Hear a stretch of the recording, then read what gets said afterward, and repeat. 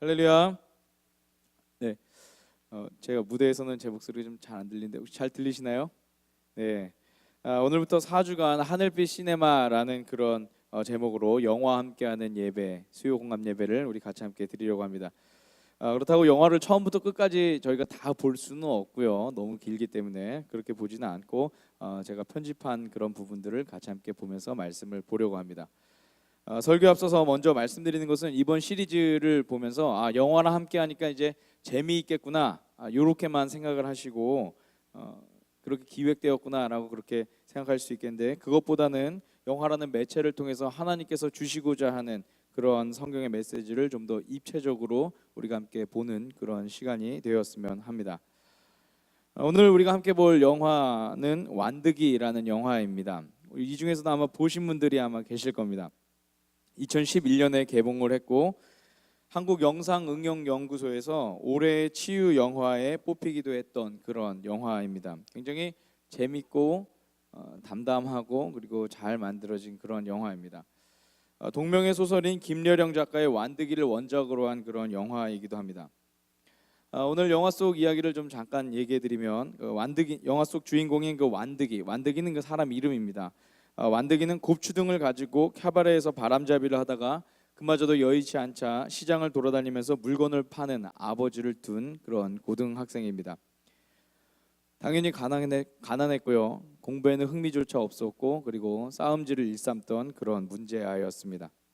그러다 보니까 자연스럽게 담임 선생님인 이동주 선생님과의 그런 갈등도 커져만 갔습니다. 정확히 말하면 그 완득이 내에서의 그 갈등이다라고 그렇게 이야기할 수 있습니다.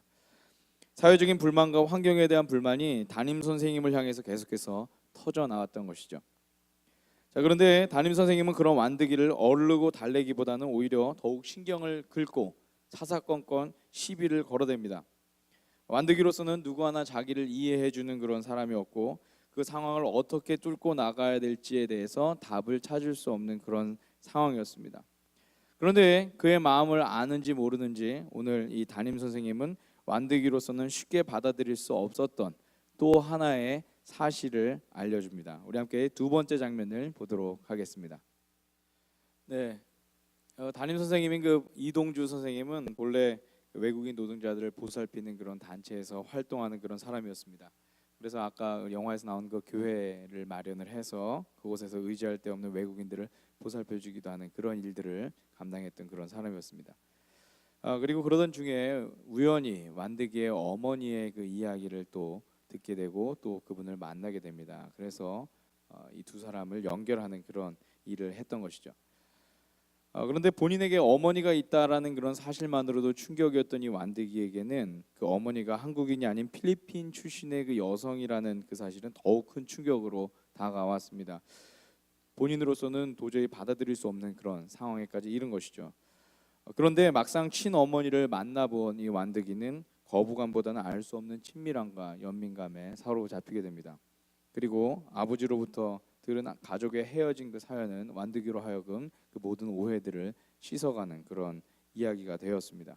그리고 가족 안에 있는 문제들을 하나씩 풀어가겠다라는 그런 생각들을 하게 되죠. 오늘 본 영화 완득이를 통해서 우리는 지독하게 어려운 상황 가운데 처한 그런 이들을 발견을 할 수가 있습니다.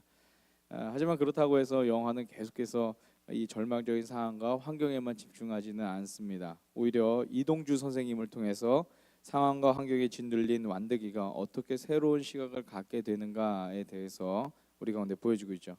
즉 이 영화 전체에 흐르고 있는 그런 한 가지 이야기는 바로 우리 삶의 어려운 상황은 굴복하라고 있는 것이 아니라 극복하라고 있는 것이다 라는 그런 메시지다라는 것입니다. 그리고 그 극복할 수 있는 힘에 대해서 우리가 오늘 신앙적인 이야기로 다시 한번 풀어보면, 우리 그리스도인들은 하나님의 이야기를 통해서 하나님 우리에게 주어진 그 상황에 대해서 극복할 수 있다라고 그렇게 또 결론을 내릴 수가 있겠죠.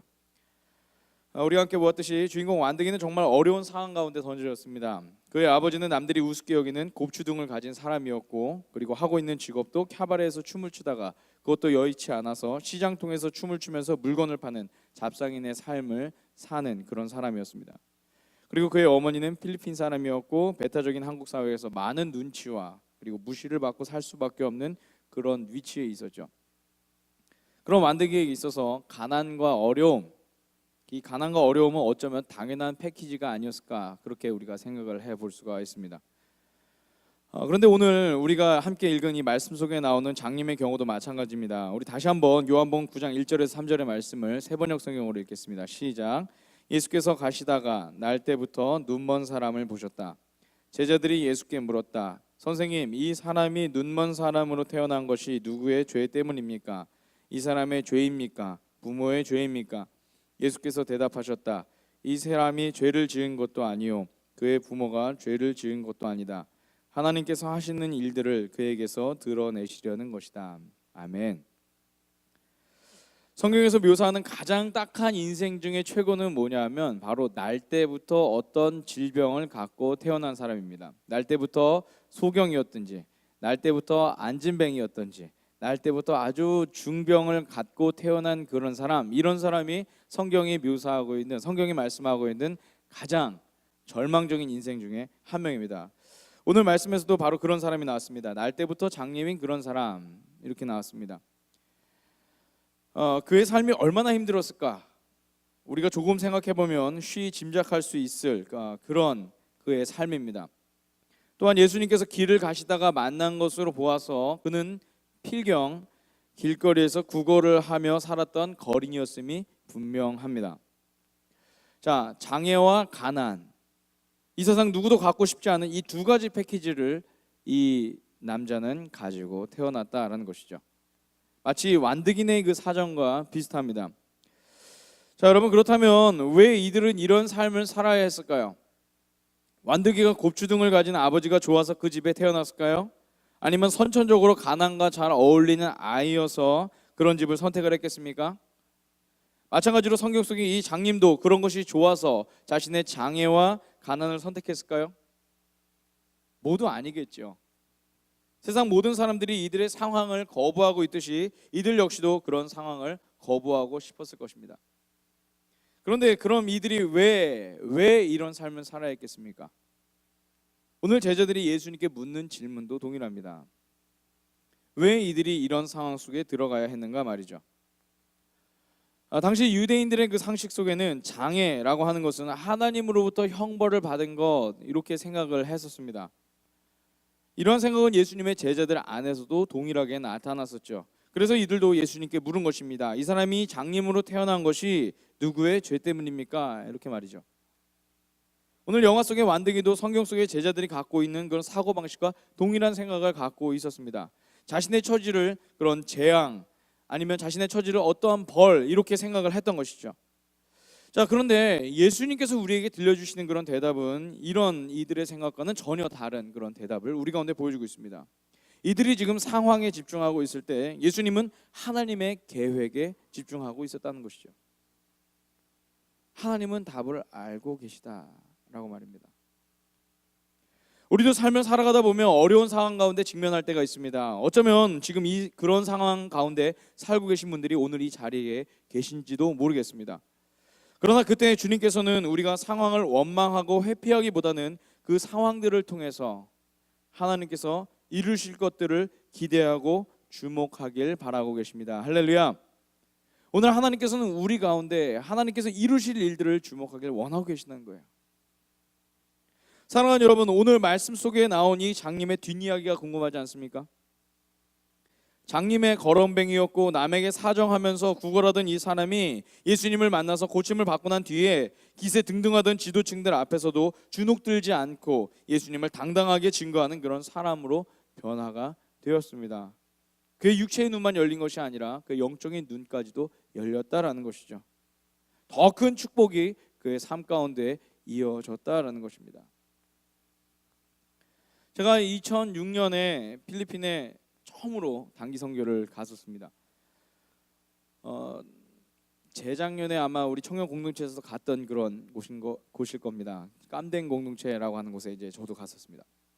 그곳에 갔는데 굉장히 큰 충격을 받았어요. 밤에 도착을 해서 사실 그날 밤에는 잘 몰랐었는데 그 다음날 아침에 교회 문 밖을 열고 나왔을 때 굉장한 충격을 받았습니다. 왜냐하면 정말 완벽하게 가난한 사람들이 거기에 살고 있었습니다. 기가 막혔어요. 그들 중에 어떤 이들은 아예 나라에 등록조차 되지 않은 그런 사람이었습니다. 마을에 냇가가 흐르는데 냇가가 아니라 사실 시궁창이에요. 냄새가 막 나는. 천장은 다 뚫려 있고 막 이런 데입니다. 어떻게 사람이 그런 환경 속에서 살 수 있을까? 이런 질문이 계속해서 들었어요. 저뿐만 아니라 저와 함께 갔던 저희 교회 청년들 모두가 충격을 받았습니다. 마을 중앙에 관이 하나 놔 있는데 그 관 어린아이의 관이래요. 근데 약값 3,000원이 없어서 죽은 그 아이의 관입니다. 근데 그 관을 또 치울 수도 없어요.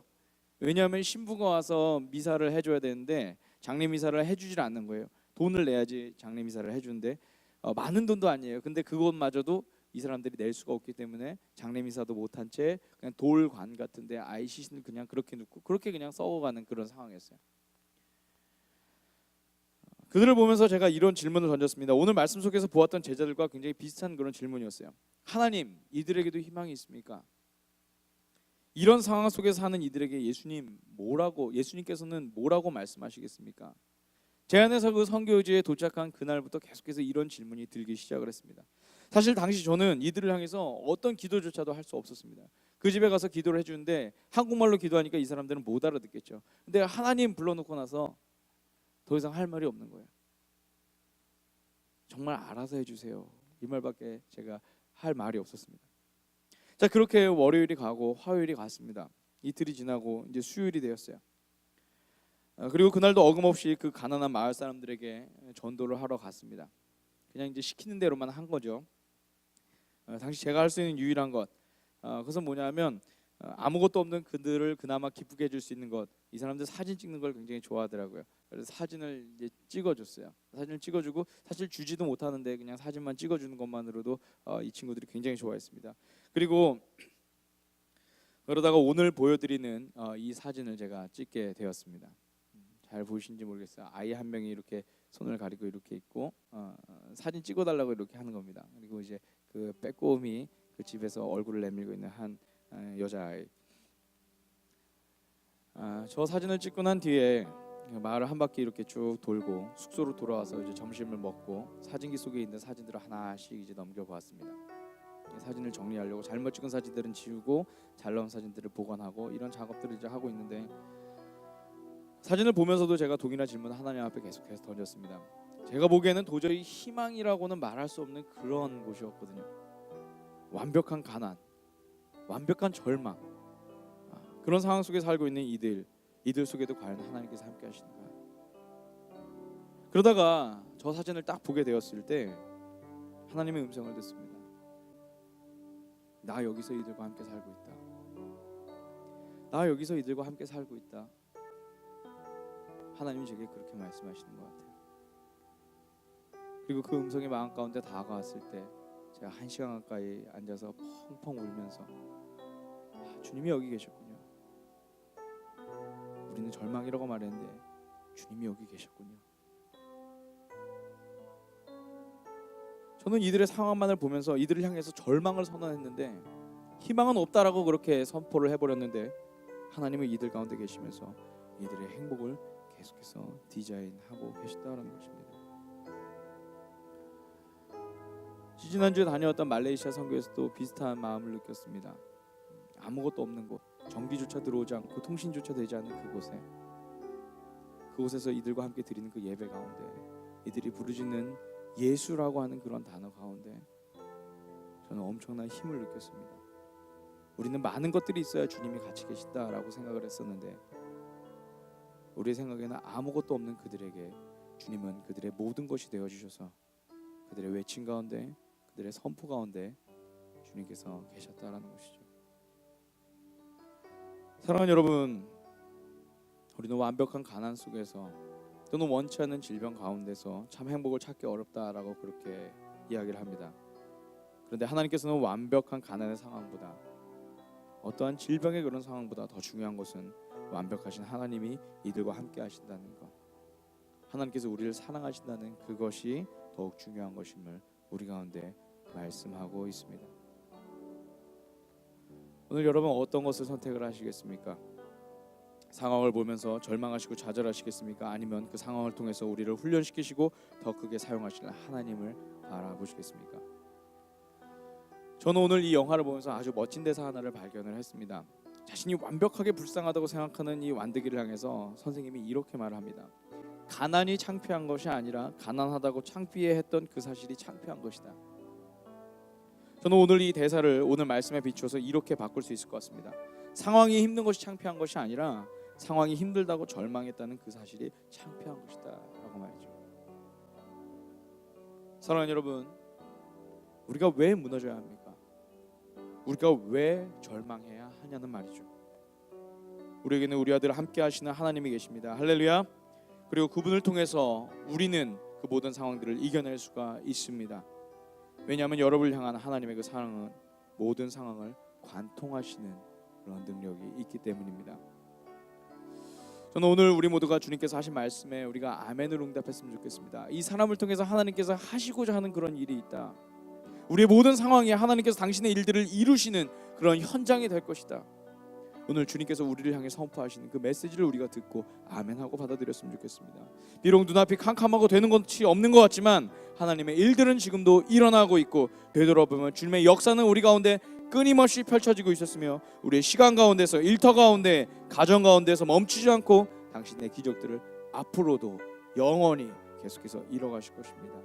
할렐루야.